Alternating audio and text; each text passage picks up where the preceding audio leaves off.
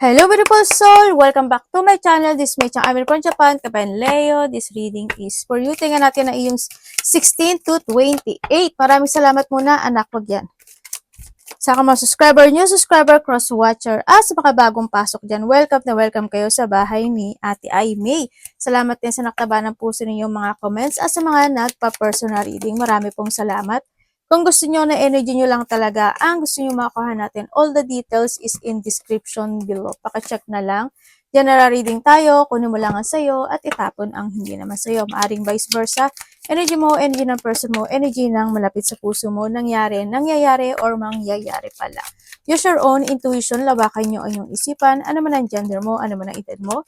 Wala sa baraha ang kapalaran ng tao, nasa inyo pa rin ang pagbabago nito. Gawin yung guide yung mga warning na pwedeng lumabas sa baraha, hindi yun negative. It's a warning para magkaroon din kayo ng idea kung mga bagay o sitwasyon na need to aware, change of decision, or maiwasan.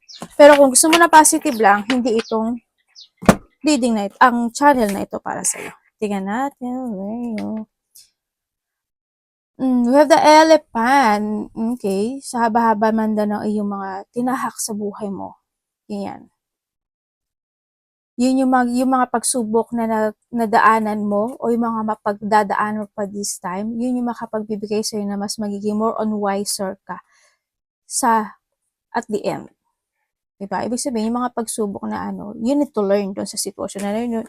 Sa sitwasyon na yun, sa nakita ko dito. And meron kang news is on the way.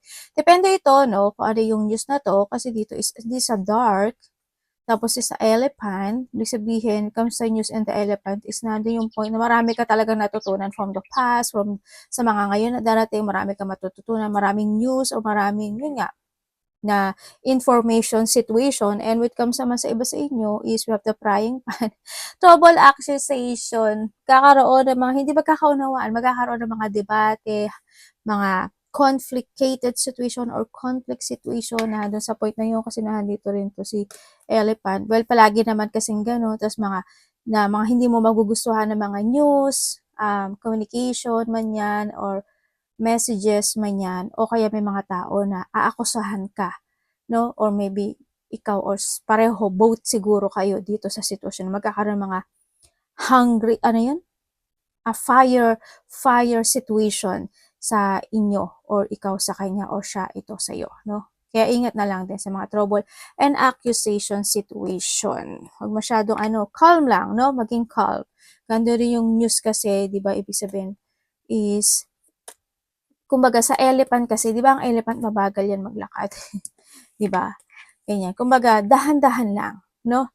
Dahan-dahan lang, wag agad na lumipad o magsalita ng basta-basta, pag-isipang maigi para hindi maging ganito si prior pan. Diba? Yung mga ganong sitwasyon. Slowly. At para pag-iisipan mo, nahadol ka sa point na magiging slow ka, tapos pag-iisipan mo kung tama ba or hindi yung sasabihin mo, and then tsaka ka parang, yan eh, ano ba yun? Tangke, gano'n, parang tangke. Yan ang mangyayari. Or you need to be slow, no? Ang sinasabi dito. Para hindi masyado magka-boom. Salpukan. And the key, diba? The key is in yours talaga. Magiging good man or bad yung situation, nasa sayo yung key. Wala kang dapat sisihin, kundi yung sarili mo. Diba? Ano yung point? Then, kung ano mangyayari dun sa sitwasyon, you need to accept. Kasi ikaw yung nagbukas. Diba? O, kung ano bang yan, may mga point na ikaw magbubukas ng sitwasyon, ganyan. O kaya naman is may mga mag-open na opportunity para sa'yo. Successful outcome to your problem. Sa'yo talaga si key. Nasa hawak mo. Hawak mo ang pagbabago ng destination mo. Hawak mo ang solusyon. Hawak mo ang answer. Hawak mo ang lahat. Yung mga, kasi may mga mag-a-unlock situation. Pero mag-ingat pa rin kayo sa key, Baka mawalan kayo ng key, ma-misplace, or may mga bagong key na parating. Or pwede rin may mga old key na maaring mahanap muli or makikitang muli. Yun ang nakikita ko sa iba sa inyo. Sa iba naman sa inyo, kasi with the key and the frying pan is nandun yung point na ikaw yung mag-uumpisa pero sila ang liliyab. Pwedeng nahaton sa point na yun. Para magpapapasok ka ng, ng kaaway sa buhay mo. o ano man yung mga trouble o accusation situation. Pero you need to be very careful, ano. And a goal-oriented person with a second half, ang nakita ko sa'yo is, you have a target this time, ano? Parang nagkakaroon ka na pag-unlock situation, siguro you're doing something, successful situation na gusto mong pointed mo doon, no? Kaya nahandun ka sa point. Magiging masyado ka rin goal-oriented by the second half. Siguro mas more ka mag-focus sa targeting mo, kung ano man yung targeting mo yan, sa trabaho mo yan, sa pera mo, kung ano ba yung successful goal na gusto mong mangyari sa buhay mo. Nahandun ka sa point na yun. Pwede magiging busy rin kayo. And nandito rin yung situation na may mga birth, conception, child, and enterprises. Maaari magkakaroon ka ng mga idea to pursue, no? Kasi nahandi rin ito.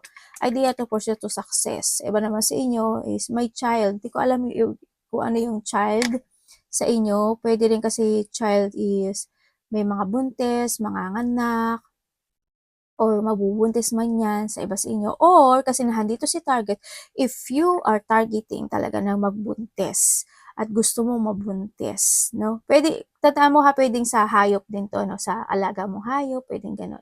Target mo talagang gusto mo magbuntis. Nasa sayo si key. Ibig sabihin, if you have a problem, magpa-doktor ka, magpa-check up ka, magpa-alaga ka. Kung gusto mo talaga is magpahinga ka, baka overwork ka, 'di ba? Nandoon yung point na 'yon. When it comes to crib din kasi is nandito is the revert of yourself. Kumbaga is magkakaroon ka siguro this time ng more enlightenment to focus to your success. Pwedeng halimbawa dati hindi ka, medyo may baka point na hindi ka nagfo-focus, 'di ba? Hindi ka na parang bahala na situation. Ngayon, hindi na. Medyo nagkakaroon ka ng revert situation this time. Sa iba naman sa inyo is maaari may mga bata or mga pag-aalaga ng bata, ganyan. Kung ano may mga inaalagaan nyo, bata or animals, lovers kayo. And sa mga iba sa inyo is you're thinking about something enterprises situation. Baka magbubukas kayo ng bagong business nyo, ganyan, or kaya may tina-target kayo na gusto nyong buksan, di ba? O kaya, kasi andito rin si Ki, baka may mga magbubukas, o kaya nag-iisip na kayo na magbukas ng business nyo, o kaya is expansion o paglago ng inyong kakayahan, di ba? Yung mga talent nyo, yung personality nyo, o yung meron ka sa ngayon, trabaho mo, or kaperahan man yan. And meron kang do not be tempted to lower your standard. Uy, o di ba? Sabi ko sa'yo, nandito si may mga red flag, di ba? Huwag kang masyado, kaya nga sabi ni Elephant, di ba? Oops, dahan-dahan lang. Huwag kang masyadong, ibuka agad yung iyong pakpak. Mag-isip kang maigi. Tama ba or hindi? Sabi ganun, di ba? Kasi, ibig sabihin, pwedeng may mga red flag na magaganap o mangyayari or may red flag. Pero pag nagmadali ka doon, it's your fault kasi nasa sa'yo talaga si Key. Diba? Pero sinasabi dito na wag mo ibababa yung standard mo. Diba? Halimbawa, may tao na nagkaroon ng trouble accusation, diba? Pero matol ka na hindi mo siya naintindihan or talagang binira mo siya. O diba na, doon din yung parang sinabi mo na rin na same level tayo. O kaya naman, nahando yung mga sitwasyon na may mga red flag situation pero nasa sa'yo nag-go ka. Diba? Hindi mo inalim yung target mo. Diba? Hindi ka naglakim naghanap ng mga information. Diba? Kaya mangyari sa'yo at the end, the frying pan. Hindi magiging maganda. Kasi ang nauna sa'yo is the fire element. Diba? Yun ang ko. Iba sa inyo maaring you are related or may mga food related ang mga bubuksan nyo. Kung ano man yan, food related na yan. Pwede mga groceries. Kung ano man yan, basta food related siya. Yung baka yun yung naiisip nyo. Kaya ingat ka na lang, di ba? Nasa sa'yo pa rin to. Kasi nasa iyo si Key. And hard work ahead. Okay, meron ka mga pupukusan talaga this time, sa nakita ko. Siyempre, handun din yung red flag when it comes sa table din kasi is, may mga red flag na pwedeng tamarin ka, hindi ka makapag-focus, kanya hindi, pagiging hot and cold situation, yung sitwasyon mo, pwedeng gano'n, kasi wala siyang laman. Sa iba naman sa inyo is, may mga tatrabahuhin kayo talaga, no? Nasa sa'yo yung key, nahanduin nyo, may mga magbubukas na opportunities sa'yo, you're targeting that opportunities or creation, or may mga ifo-force ka ng mga bagay o sitwasyon in life. And dealing or relationship with the one with the blonde, gray, or white hair. Pwedeng with the crib kasi, is this a person na kakilala mo na? Ay, bagong kilala. Sa iba naman sa inyo, is maaring, ito makikilala pa lang kasi nasa inyo si Key. Maaring kilala mo na or makikilala mo pa lang. Sa iba sa inyo, maybe this person is may red flag na sa inyo. Diba? O kaya may mga red flag situation na makakilala mo ng mga tao na lalaki, kung sino man yan, na maaring nahandoon na pagbubuksan mo na sana siya ng pintuan mo oops! May red flag pala. Isasara ko ulit. Hindi ako magwo-work. Diba? Nandun sa point na yon. Kung sino man tong lalaki to, pwedeng ikaw ito or someone who's connected sa'yo. Kung sino man siya, pwede siya may hawak ng key. Diba? Pero ingat pa rin kasi nandito si red flag.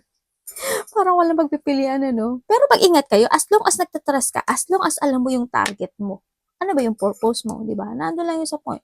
Wala kang dapat sisihin kasi ikaw ang bubukas ang pintuan, ikaw ang bubukas ang key. Kundi sarili mo. Yan lang yun. Tingnan natin ang iyon. Depende yan sa'yo. Kung sa business, ganun din. You need to be very careful. Kung sa emotions or ano man yung mga ano mo, ingat pa rin. Energy ni Leo. Basta alamin mo yung sarili mo dito kasi kung magpapapasok ka, you need to be prepared kung ano yung kalalabasan mo. Diba? Kailangan handa ka, alam mo. Energy ni Leo. The Nine of Cups. Okay. Ooh, we have the Wheel of Fortune. Uy, ang ganda nito. May ako na sabihin niya. Okay, ang energy mo. Energy mo is, may mga bagay, nandito ka sa sitwasyon mo na may mga bagay ka na iisipin. Kumbaga, may mga kahilingan, ako na nakikita na magiging focus ka doon. Maaring marami ito, or isa man, or pwedeng itong lalaki na to, nandito sa sitwasyon mo, or hindi man siya kahilingan, pwedeng nandun sa, kasi we have the 9 of cup, 9 lang to diba? Ikaw lang yan. Mayaaring nandun yung point na, yung iba sa inyo, with the 9 of cups, saka eto kasi, is magpo-focus, nandun ka sa pag-iisip mo na gusto mo makamit yung mga pangarap mo sa buhay mo. Kasi nasa sa'yo si Key. Diba? Pero nandun ka sa point na naguguluhan ka. Hindi mo alam kung paano gawin or paano i-pursue, maybe nandun sa point na yon. O iba sa inyo is for mag-iisip lang kayo ng mga pangarap sa buhay, mga opportunity na dumarating sa iyo. Sa iba sa inyo, yung energy nyo is medyo may hindi ko lang alam why, pero it's a moody type situation. Ako nakikita sa iyo. Ganun, magiging moody. Pwedeng magiging moody yung actions mo, magiging moody ikaw, magiging moody yung mga ginagawa mo, ganyan. Depende sa pagiging mood. Pwedeng personality or sa mga actions mo, mga ganyan. Also, yung iba sa inyo is magkakaroon ng mga emotionally manipulative situation, no? Dito sa sitwasyon na to. Mahando yung mga bagay o sitwasyon na hindi ka magpaparaya or ayaw mo magparaya, ganyan. Or nahandun yung mga puot, galit, mga ganun. Iba dito, baka mainis ka, mga ganun sitwasyon. And handun yung may mga time na magkakaroon ka rin sa iba sa inyo na pagko-control. Hindi ko alam, controlling when it comes to emotions, pwedeng ganun, o magko-control ka when it comes to emotion. Ganun. Parang hindi ko alam kung i-stop mo siya, or mag-blockage ka, or magkakaroon ng blockage. Also, iba dito is, hindi ko na, dito kasi sa sitwasyon, I don't know if there is a person na lalaki na masyadong bitter. Pwedeng nakakausap mo na siya, ganyan, or maybe this is you, or someone is medyo may pagka-bitter siya. Yun ang nakita ko dito. Meron din ako tao na nakikita na hindi siya mapagkakatiwalaan, or hindi siya pwedeng maasahan. Or maybe you're thinking about something about that person na, yung person na to medyo immature to. Itong tao na to hindi siya pwedeng asahan. Itong tao na to ganito pala to. Pwedeng may malalaman ka rin sa iba sa inyo. Nandun ka sa point na yun. About sa tao, kung babae man yan o lalaki. Ano parating kay Leo? Pwedeng nandun yung point yung energy na may magtatama sa'yo. Or ikaw itatama mo siya. Mga ganun. Vice versa. Parating kay Leo.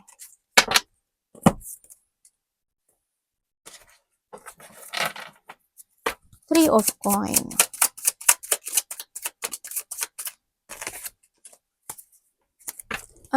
Pwedeng explain? 3 and the 3.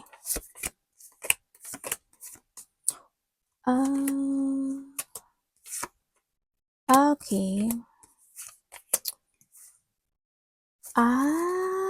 I see. Ate, puro ay, ano? Puro Hindi, explain ko sa inyo. Okay. Ang parating sa'yo, babalik ka sa simula. Nakita ko dito. Babalik ka from the zero, from the top, from the basic. Andun kasi sitwasyon mo na maaaring magkakaroon ka ng realization sa sarili mo na gusto mong ilaya yung sarili mo doon. Kung ano man yan. Yung sarili mo doon sa sitwasyon na yun. Pwede rin na may malalaman kang katotohanan tulad ng sabi ko kanina. Yun ang parating sa iyo. May mga ilelet ko kaganyan. Ang nakikita ko rin na parating sa iyo is may tao dito na masyado siyang may nagmamatsyag sa'yo pala. May pagmamatsyag, hindi ko alam kung ikaw yung nagmamatsyag or someone is may nagmamatsyag sa'yo. Sa mga ginagawa mo, sa mga, kasi nandun yung point na ikaw or siya, ito, parang, nagiging misteryoso ka sa kanya, maybe nandun yung point na yun, or nagiging misteryoso siya sa'yo, kaya kanya minamatyagan. Or maybe nandun yung point na minamatyagan niya talaga yung kilos at ginagawa mo. Yun ang nakikita ko Parating din sa iyo is may mga biglaang dealing, collaboration, or mga partnership situation ako na nakikita sa iyo.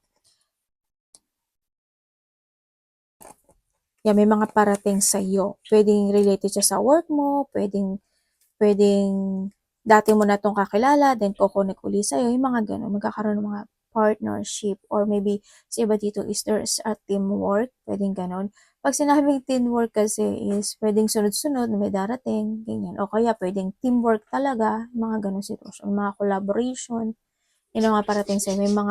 May tao, kasi na we have the moon, the star, and the world. May tao na iba sa inyo is magkakaroon ka ng connection sa kanila. Pwedeng ito is nasa katabing baryo, probinsya, or ibang bansa. Yun ang nakita ko. And then also is parating sa iyo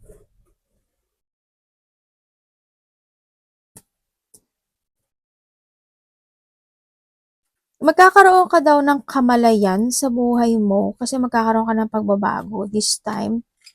Kasi nandito ka na sa sitwasyon mo na you are escaping sa isang sitwasyon na you feel it's not working sa'yo.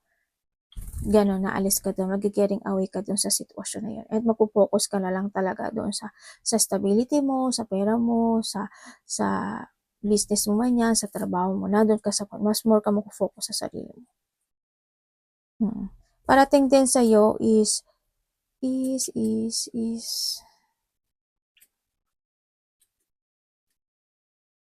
ayun lang. Yung iba dito, hindi lang siguro kayo na pagkakatulog, ano? O kaya pagising-gising kayo, or maybe you are night shift. May mga sitwasyon na need to heal. Hindi ko alam in what way. Maybe sa isang babae na connected sa'yo, kung may mga nararamdaman siya, or may health issue siya, or kung may lungkot man siya, ganyan. It's time to heal, no? Kung ano man ito. Ang nakikita ko rin dito is vice versa kasi wala na may pangalan mo dito. May babae pa rin. Well, sa inyo, iba-iba kasi yan. Pwedeng babae o pwedeng lalaki sa iba. Kasi wala yung pangalan mo. May babae kasi ako nakikita dito. Pwedeng ikaw sa kanya, may sasabihin ka na isang kahilingan. Or hindi man isa, kahit maraming kahilingan. Basta may sasabihin kang kahilingan. Or siya sa'yo, may sasabihin siyang kahilingan sa'yo. Vice versa. Yun ang nakikita ko dito. Tingnan natin ang dapat iwasan ni Leo. Dapat iwasan ni Leo. Second half po.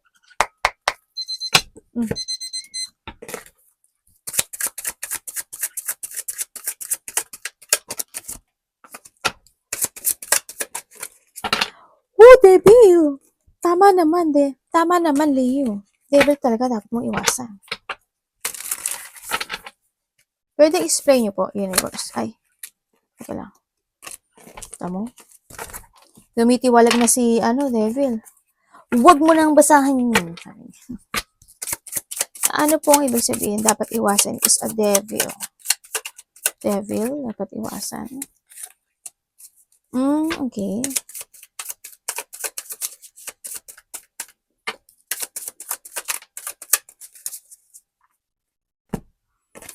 Okay, dapat mong iwasan, Leo. Siguro iwasan mo yung, dito sa nakikita ko dito, syempre what comes sa money. No, if you have a bad habit or yung hindi ka masyado nagiging aware when it comes to your money, ganyan, kumbaga kasi masarap naman talaga mamili, maglagay sa cart, 'di ba? Okay naman 'yun. Kaso siguro it's time to balance. Maging aware ka lang din, no? Kumbaga bilhin mo lang yung nararapat, 'di ba? Wag yung hindi naman kailangan. Pero nasa yan, pera mo yan. Iwasan mo rin, syempre, yung hindi mo gamitin yung common sense mo. No, kung magpapatalo ka when it comes to your emotions, then kasi at hindi mo naisip tama ba 'yun? Mali ba 'yun? Mapupunta ka kay devil side, 'di ba? Maaakit ka ng kaaway. We have the frying pan, 'di ba? Maaakit ka ng kaaway. Papatol ka, nando'n sa point na 'yun. Kailangan din na pag-isipan mong maigi yung sitwasyon, no? Huwag kang malalack of common sense in some aspect of your life, kung ano man yan. Siyempre, iwasan mo din magkaroon ka ng magpapaliban. Ang sinasabi rin dito is magkaroon ka ng healthy lifestyle.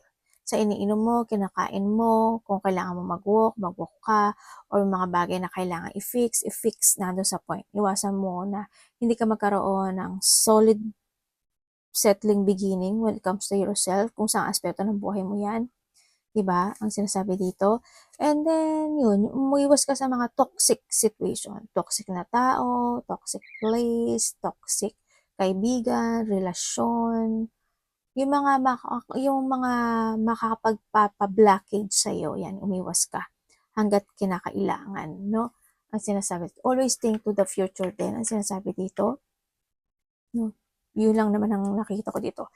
Basta always think in advance, ang sinasabi dito. Think in advance, ha? Tsaka iwasan mong tamarin ka, tsaka yung malack of progress ka, malack of goal ka, ganyan. Maging irresponsible ka o yung mga taong irresponsible. Ganyan. Value the person who value you. Also, dito kasi is, you need to value yourself din dito, no? Sa nakikita ko sa'yo dito. Tingnan natin ang love, kapatid, anak, magulang, karelasyon, kaibigan, pamilya, kung sino.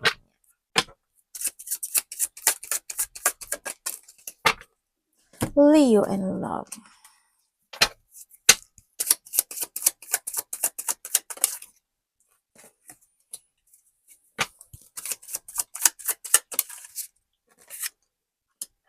Kung ikaw is single, universe, kung siya is single,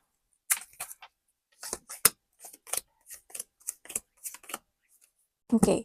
Kung single ka, meron kang dating kakilala Meron kang dating kakilala na nagkakausap na kayo nito or magkakaroon kayo ng connection. Pero ang hindi ko lang maintindihan, if this is you, na you have a boundaries pagdating sa kanya, kasi you are more on focusing sa sarili mo, you are more focusing to the future, you are more focusing sa mga ginagawa mo this time. Yun na nakita ko But meron. Nakakausap mo na siya, or kung hindi mo pa ito nakakausap, ito is parating. Pwedeng ito is, basta iba dito, dati mo na ito kilala, or pwedeng LDR kayo nito, or nasa ibang place siya, kanya.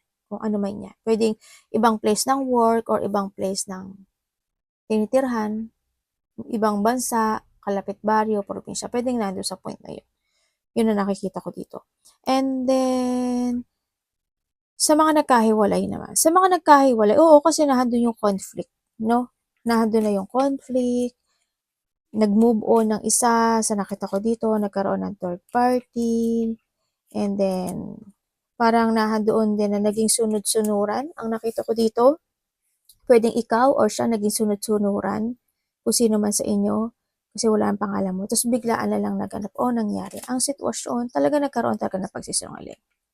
Dito sa sitwasyon na to, nagkaroon ng pagsisinungaling, nagkaroon ng pagpapaamo, nagkaroon ng burden, struggle, naghintay, pero hanggang sa dumating pa rin ang point na may nalaman kang katotohanan dito sa tao na to, na may something, and then andito rin yung point na pinilit mo pa talaga na i-work it out yung relationship na to, naging more on patient ka pa talaga sa kanya, nagkaroon ka na pag-analyze, or nagkaroon ka pa talaga na, pre-progress mo pa talaga siya, no, sa nakita ko dito. Pero hanggang sa dumating na may nalaman ka sa kanya, and you need to focus to yourself. Parang napili mo na rin na mag-focus sa sarili mo. Kumbaga, tinimbang mo pa yung situation, no, or vice versa. Talagang hindi, kasi nagkaroon ng, nakontrol ka ng tao na to, no? Yun. Ganun talaga, sa nakita ko dito. Pero sa kanya, itong sitwasyon na to, hindi pa to tapos para sa kanya. Sabi niya. Pero wala naman siyang ginagawa. Pero ingat ka pa rin. Kung kayo naman is in relationship, kung kayo is in relationship, may mga time na magkakaroon kayo ng hindi pagkakasunduan. Pwede na handun din yung point, may mga struggle situation, o may mga tension na hindi natatapos, maaaring nangyari na noon, na hindi pa clear sa ngayon kung saang aspeto ng buhay niyo yan dalawa, sa part mo o sa part niya. Pwedeng nandun sa point na yon. Sa nakikita ko dito. Pero yung iba sa inyo, maaaring may mga sitwasyon na hindi kayo magkakatugma, no? Yan, baka magkaroon ka ng pag-aaway, maliit man o malaki yan. But kapit lang, diba? Kung kayo naman is may third party, siguro alam mo naman na yun ang gagawin mo. Diba? Kumbaga dito kasi sa sitwasyon mo, sa mga nagkakaroon man kayo na hindi pagkakaunawaan, pero sa bandang huli, nagkakabati pa rin kayo. Pwedeng hindi ka lang niya naunawaan o siya hindi mo siya naunawa. But the end, nagkakaroon pa rin kayo ng pagbabati dito sa sitwasyon. Pwede rin yung isa sa inyo is masyadong nagkakaroon siya ng controlling when it comes sa emotions niya kasi ayaw niyang lumaki yung situation. Pwedeng ganun. Kaya mas mo siyang nagiging patient. Tingnan natin ang iyong money. 5 of coin. Ano yun?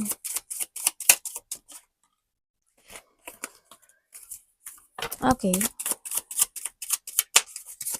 Pagdating sa money mo, may mga, yung iba sa inyo is maaring nahandun yung point na may mga financial problem kayo or magkakaroon ka ng financial problem. Sa iba dito kasi of the chariot din is kahit na meron kang ginagawa or may gagawin ka kasi na medyo hard, pero ipo-force mo siya. Nandun ka sa point na yun, na connected yung money. Money and trabaho to There's a hardship situation, pero ifo-force mo siya para magbibigay, you put some effort dun sa sitwasyon na yun. If magpo-forward ka. Yun. Kumbaga andun yung malakas yung loob mo na mangyari yun. Ay magpo-focus ka doon. Sa iba sa inyo, yun nga, kung meron mang nagkaroon ng hardship situation in the past pagdating sa iyong pera, this time kasi we have the 10 of cups is there's a new beginning happen into your life. And we have the chariot nga, di ba? There's a new beginning happen into your life na magbabago yung kaperahan mo. Ibig sabihin, may mga sitwasyon na may makakamit mo naman kasi yung pagdating sa pera, kasi completion kasi yung 10. Mako-complete mo naman yung sitwasyon. But still, yung iba, kailangan nyo talagang mag-put effort talaga, more. Para tuloy-tuloy yung blessing o yung pagpasok ng pera, no?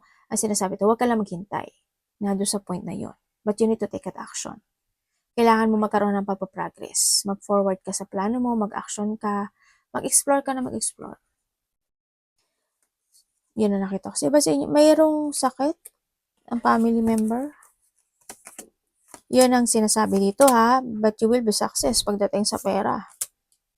I-force mo lang yung mga idea mo dito. Kasi nasa sayo to, kung gaano ka kalakas at gaano ka magpuput ng effort dun sa sitwasyon mo pagdating sa pera, you will be success. Kasi this is victory and success. Yan sinasabi dito. You are the controller of your life. Ikaw ang driver ng buhay mo. Walang ibang pwede mag-drive ng sarili mo, kundi ikaw. Hindi ang pamilya mo, hindi ang karelasyon mo, ikaw. Advice. Gaya nasa sayo nga si Ki, di ba?